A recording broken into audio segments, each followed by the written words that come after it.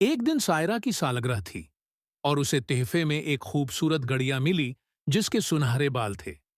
गड़िया देखने में आम सी लगती थी, लेकिन सायरा को वो बहुत पसंद आई। जैसे ही सायरा ने गड़िया को हाथ में उठाया, गड़िया ने अचानक आंखें झपकाएं और बोली, हेलो सायरा। सायरा हैरत ज़दा रह गई। तुम बात कर सकती हो? सायरा ने हैरत से पूछा।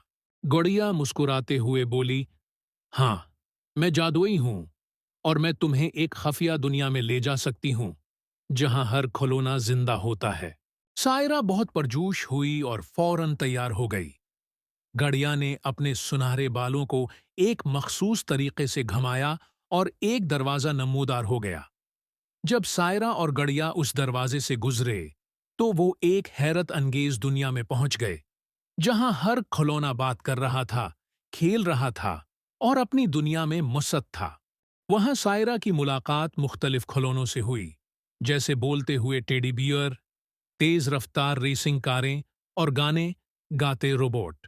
सायरा ने उनके साथ कई महमात की, जैसे एक खजाने की तलाश जहां उन्हें एक कौस व क़ुज़ह के नीचे छुपे हुए जवाहरात मिले। इस खफिया दुनिया में सायरा ने बहुत से नए दोस्त बनाए और हर रोज एक नई महम जोई में हिस्सा लिया। वहां के खिलौनों ने सायरा को सिखाया कि दोस्ती, मोहब्बत और मिलजुल कर खेलने से ही जिंदगी का असल लुत्फ है। आखिर में गड़िया ने सायरा से कहा, तुम जब चाहो इस दुनिया में वापस आ सकती हो, बस मेरे सुनहरे बालों को घुमा देना। सायरा ने खुश होकर वादा किया कि वो जरूर वापस आएगी।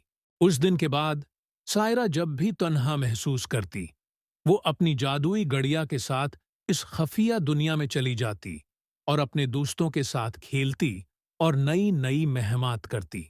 ये कहानी हमें सिखाती है कि दोस्ती से भरी दुनिया हमेशा हमारे इर्द गिर्द होती है, बस हमें अपनी आंखों और दिल खोलने की ज़रूरत होती है।